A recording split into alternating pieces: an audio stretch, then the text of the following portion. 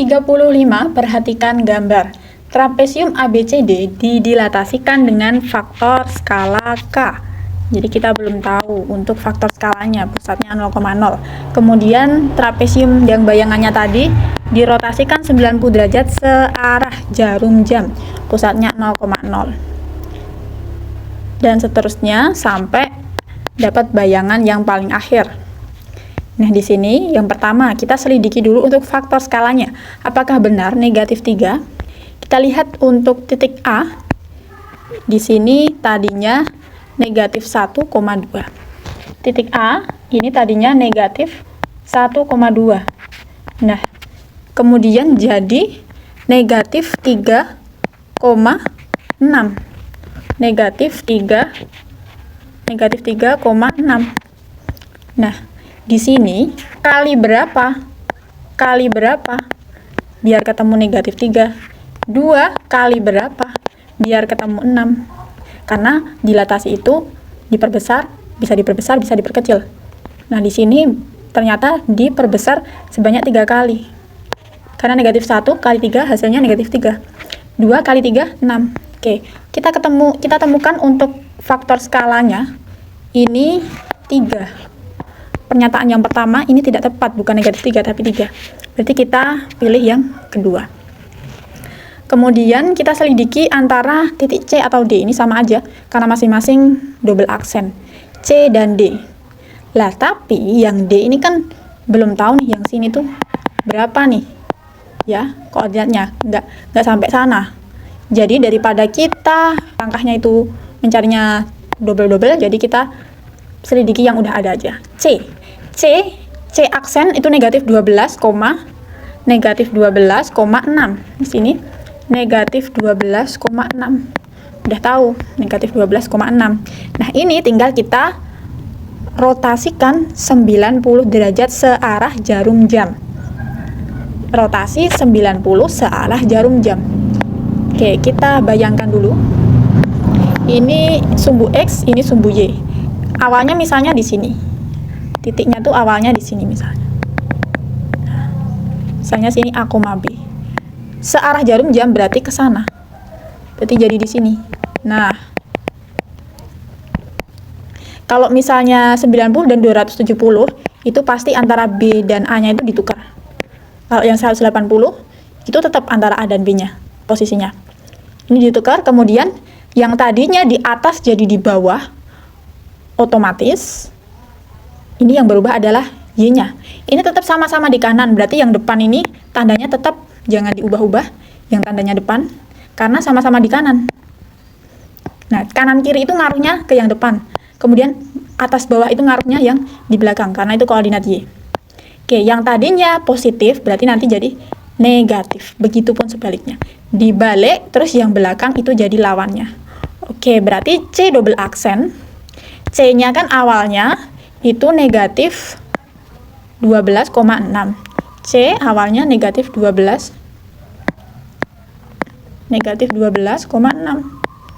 Ini C aksen. Nah, C double aksennya ini dibalik antara 6 dan negatif 12-nya.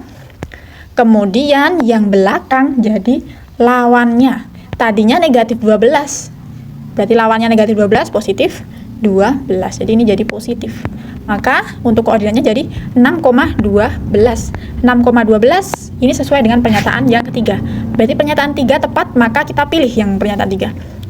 Jawabannya berarti 2 dan 3. Jawabannya C. 36. Perhatikan gambar. Segi 4 ABCD direfleksikan terhadap sumbu Y. Direfleksikan terhadap sumbu Y, kemudian dirotasikan sebesar sudut 270 derajat searah jarum jam dengan pusatnya 0,0. Dilanjutkan translasi dengan matriks translasi 3, negatif 5. Maka koordinat bayangan akhir dari segi 4 ABCD. Oke, yang pertama kita ketahui dulu ya, untuk titiknya, titik A itu ada di mana nih? Titik A ada di negatif 2,2. Jadi bacanya itu X dulu baru kemudian Y. Negatif 2,2 ini titik awalnya. Titik awalnya. Jadi kita catat dulu di sini bahwa koordinat titik A itu negatif 2,2. Setelah itu, masing-masing titik itu direfleksikan terhadap sumbu Y. Sumbu Y berarti gini, kalau refleksi terhadap sumbu Y, ini kan misalnya sumbu Y di sini, titiknya tadinya di sini, ke sini, kan berarti Y-nya, koordinat Y-nya itu tetap. Koordinat Y-nya tetap, yang berubah adalah koordinat X yang tadinya negatif. Yang tadinya negatif jadi positif, yang tadinya positif jadi negatif, Y-nya tetap. Oke, berarti yang berubah adalah koordinat X-nya. Yang tadinya negatif jadi positif. Begitupun sebaliknya. Nah, gini. Ini terjadi sebuah refleksi terhadap sumbu Y. Refleksi itu mirror, M berarti. Gini. Nah, lanjut. Kemudian setelah dicerminkan, ini dirotasikan sebesar sudut 270 derajat. Misalnya ini ada sumbu Y dan sumbu X. Jadi teman-teman kalau misalnya lupa, itu bisa mencari tahu dengan memahami sebenarnya dirotasikan sebesar sudut 270 derajat itu gimana sih. Nah, arahnya juga harus kita perhatikan. Arahnya itu searah jarum jam. Jarum jam kan berarti gini ya. Gini. Sebesar 270. Oke, untuk titik, misalnya titiknya di sini. Di sini titiknya. Misalnya titiknya ini A, B. Kalau misalnya 90 derajat, ini kan berarti di sini ada di kuadran yang ini. 90 derajat. Sementara untuk 180 derajat berarti di sini. 180 derajat. Terus kalau 270 ini 90, ini 180. Nah, berarti kalau 270 itu di sini. Jadi dirotasikan 270 derajat searah jarum jam itu sama aja. Dirotasikan 90 derajat berlawanan arah jarum jam, ini sama. Ini ke sini 270 derajat itu sama kayak 90 derajat berlawanan arah. Oke, berarti titiknya ada di sini. Kalau misalkan 270 itu berarti terbalik antara B dan A-nya. B dan A-nya terbalik. Kemudian di sini sama untuk koordinat Y-nya tuh sama, masih sama koordinat Y-nya. Yang berubah adalah tanda dari koordinat X-nya. Nah, ini kan tadinya di kanan. Tadinya di kanan jadi di kiri. Berarti yang berubah yang depan ini, negatif. Nah, berarti negatif B, A. Untuk Y-nya tetap sama-sama di atas. Oke, berarti tinggal kita gantikan dengan titiknya ini. Berarti dibalik, terus yang depan itu jadi lawannya gitu ya. Ini untuk rotasi 270 derajat dengan pusat 0,0, 270 derajat. Ini A double aksen. Oke, berarti ini dibalik, ternyata sama juga, sama dibalik. Terus yang berlawanan itu yang atas ini. Nah, jadi kayak gini. Setelah ini masih harus dilanjutkan dengan translasi. Translasinya ini 3, -5. Jadi masing-masing kita jumlahkan dengan matriks translasinya. Ini A triple aksen. Negatif 2 tambah 3, 1. 2 tambah negatif 5 itu negatif 3. Nah, ini yang benar itu yang antara A dan B, ini yang benar. Antara A dan B. Yang A yang ini benar berarti yang ini yang C dan D tidak kita pilih, kita eliminasi langsung.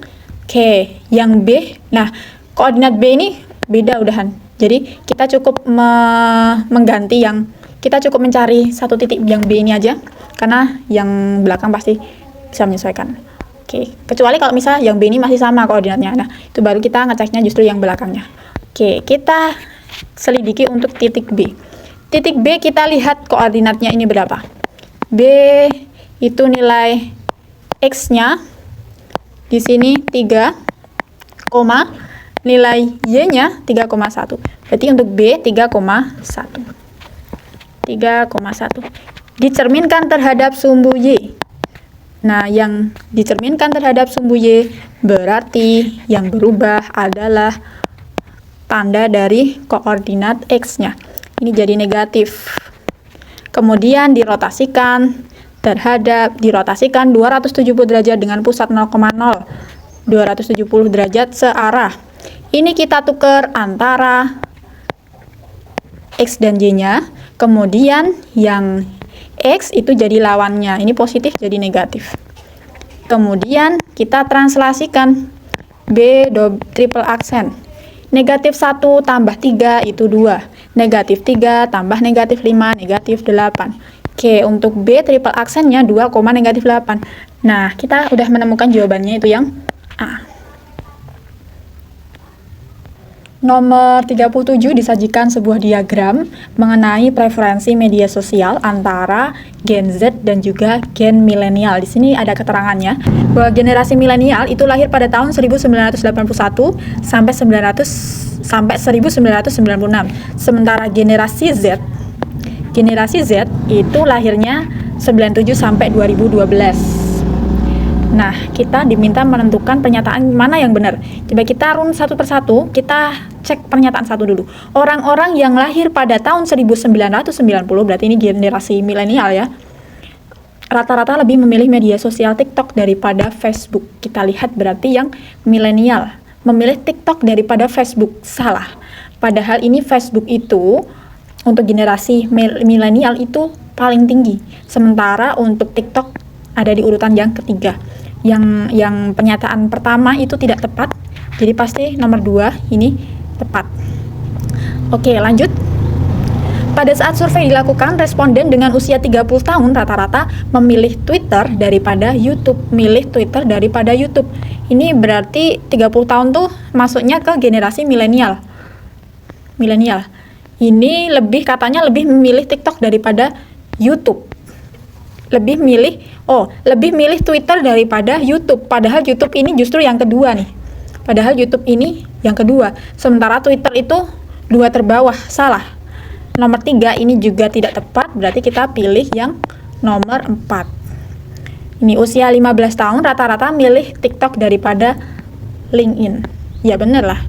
TikToknya ada di urutan yang ketiga. Sementara LinkedIn di generasi milenial pun ini paling bawah. LinkedIn itu paling bawah sendiri.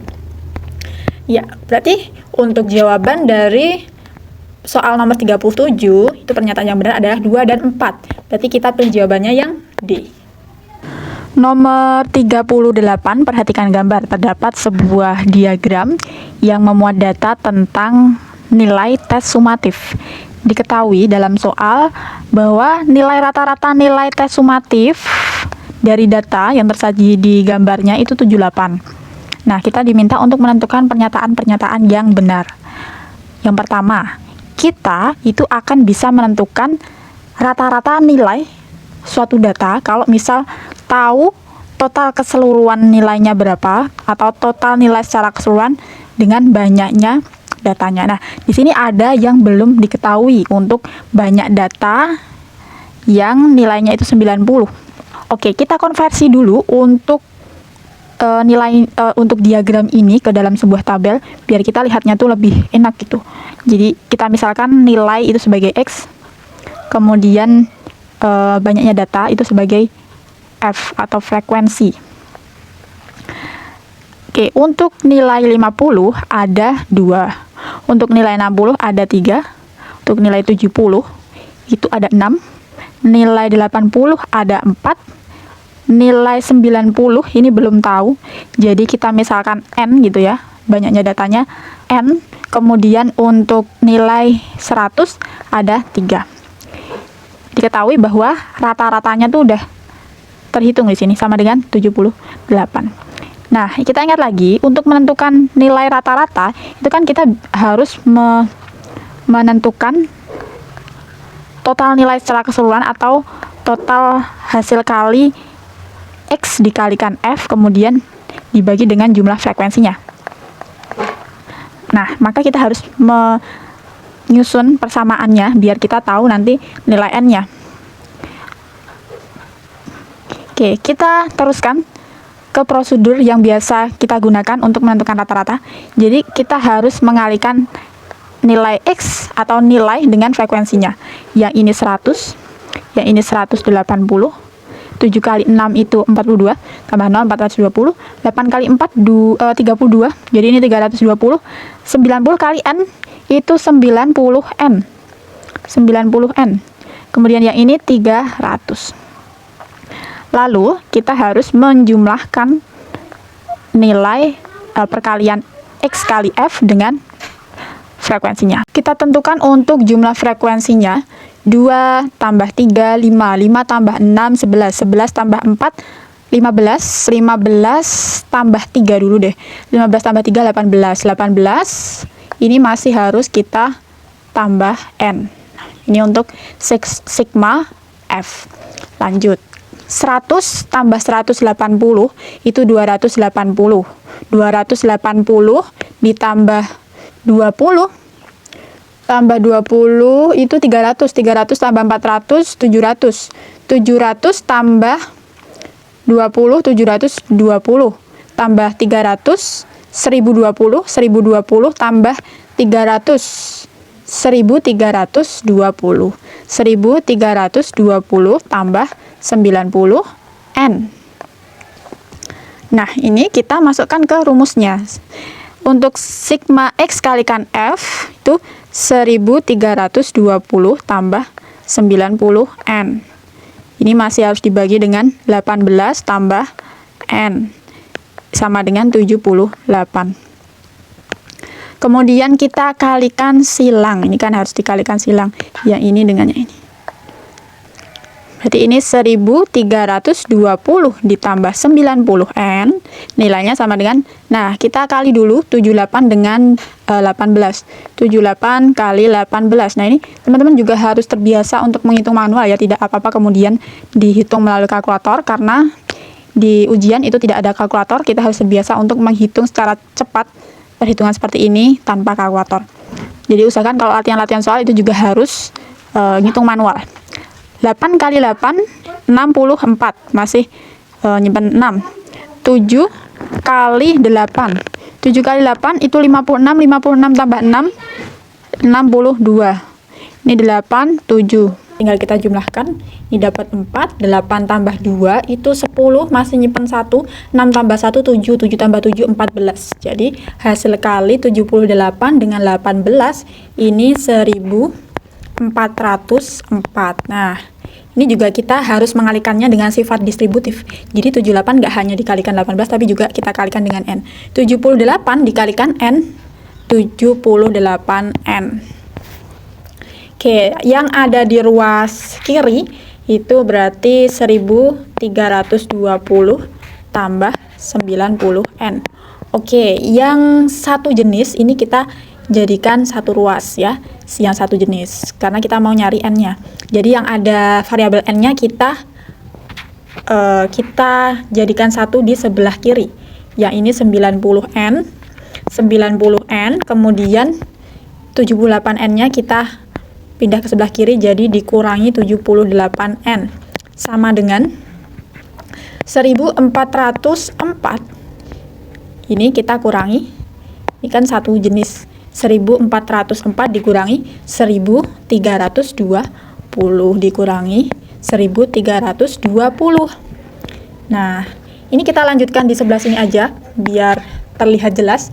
90N dikurangi 78N, hasilnya 12N.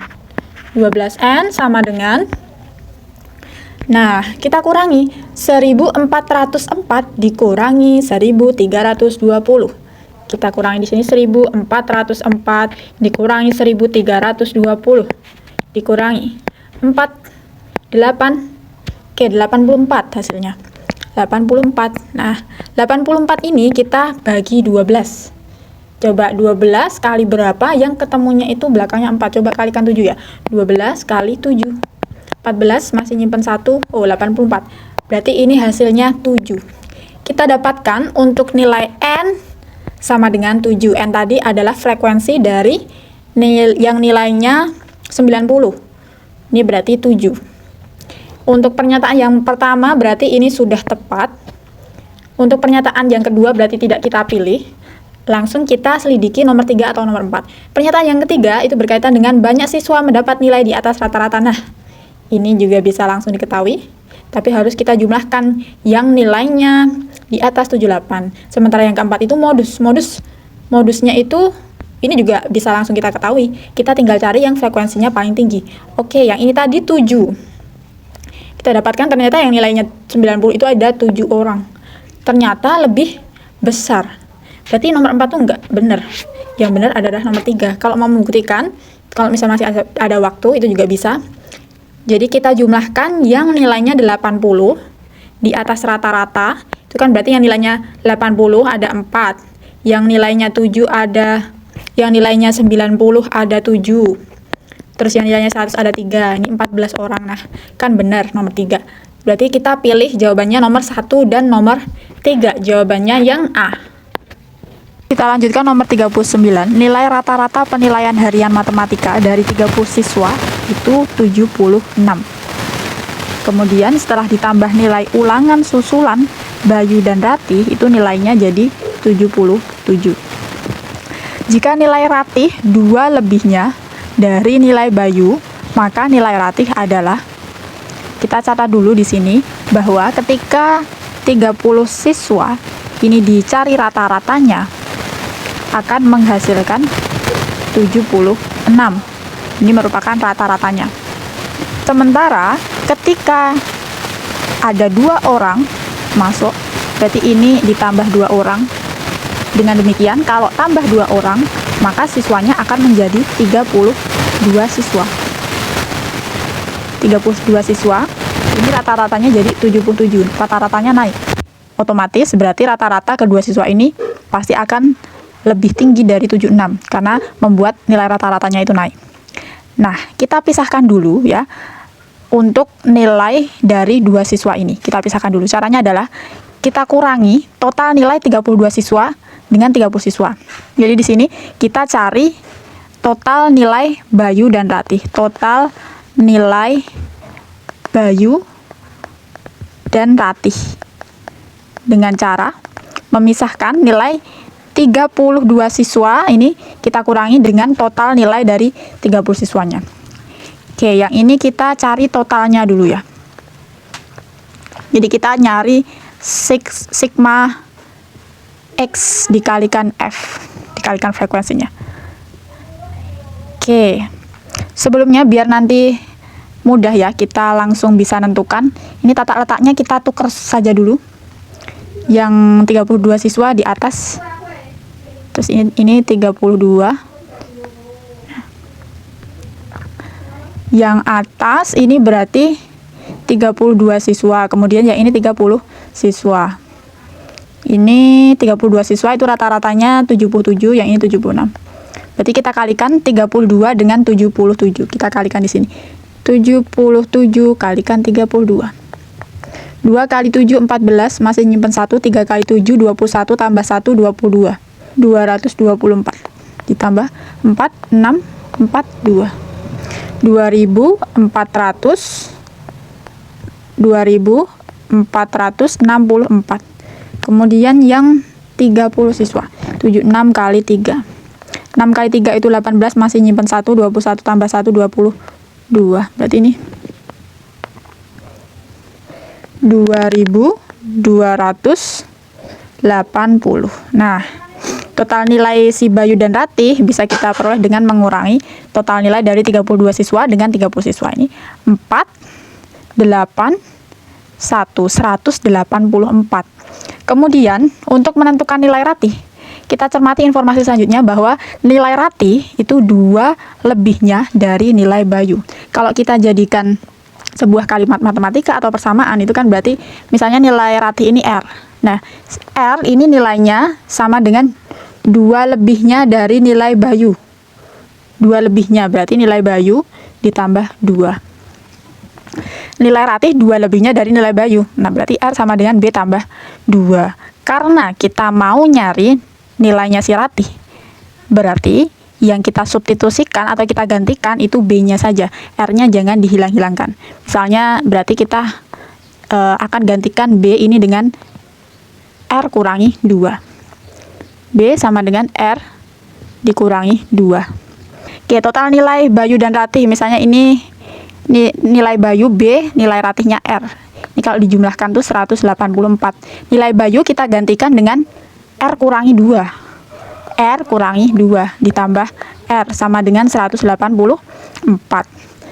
R tambah R, R tambah R itu nilainya 2R. Kemudian negatif 2-nya kita pindah ruas, atau masing-masing ruas ini kita tambahkan 2 ya. Nah, untuk mencari nilai R-nya, kita jumlahkan ini. 184 ditambah 2, 186.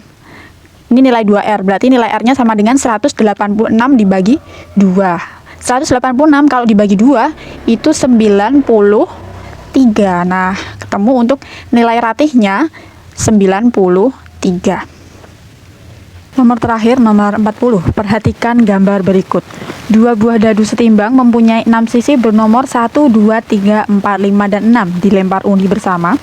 Peluang muncul kedua mata dadu berjumlah kurang dari 4. Kita mencari peluang muncul kedua mata dadu berjumlah kurang dari 4. Sebelumnya, kita daftar dulu untuk kemungkinan-kemungkinan yang bisa terjadi ketika dua buah dadu itu dilempar. Satu buah dadu masing-masing memiliki 6 kemungkinan angka yang muncul 1 sampai 6. Jadi kita biar bisa mudah melihat atau menentukan masing-masing jumlahnya, kemungkinan jumlahnya, nanti berarti kita harus buat tabel. Misalnya ini dadu pertama, kemudian ini dadu yang kedua. Dadu yang pertama punya kemungkinan dari 1 sampai 6. Kita buat tabel dulu. 1, 2, 3, 4, 5, sampai 6. Begitupun dadu yang kedua, dia juga punya 6 kemungkinan. 1, 2, 3, 4, 5, 6. Nah, kemudian dari kemungkinan-kemungkinan ini yang masuk ke yang ditanyakan, alias yang jumlahnya kurang dari 4. Jumlahnya kurang dari 4. Ini kita cari. Misalnya nih, kurang dari 4 itu kan berarti yang masuk ke situ 3, 2, 1. Jadi kalau jumlah dua mata dadunya itu 1, 2, 3, berarti itu masuk. Kalau 4 itu nggak masuk. 4 itu sama dengan 4, bukan kurang. Kalau yang kurang berarti 1, 2, 3. Jadi kita pilih yang jumlahnya itu.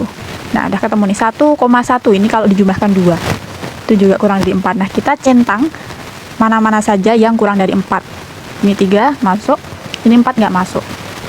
Yang ini masuk, kemudian yang ini udah lebih dari 4, udah sama dengan 4, ini nggak masuk ya.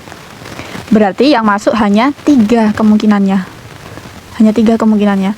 3 dari keseluruhannya ada 36. Karena 6 kali 6 kan 36. Kalau disederhanakan jadi 1/12. Jadi jawabannya itu yang C. Oke, alhamdulillah kita sudah menyelesaikan pembahasan dari soal matematika atau literasi numerasi tryout ASPD atau PPAD Kota Yogyakarta yang tahap 2. Kemudian setelah ini kita akan membahas PPASPD. Untuk itu silahkan bantu aku buat milih yang dibahas itu mau paket A atau paket B. Oke, aku ngadain polling di postingan komunitas, silahkan bisa teman-teman vote. Oke, ditunggu untuk pembahasan selanjutnya. Tetap semangat belajar meskipun libur. Semoga hasilnya bisa lebih baik lagi untuk kedepannya dan bisa maksimal di ASPD yang asli.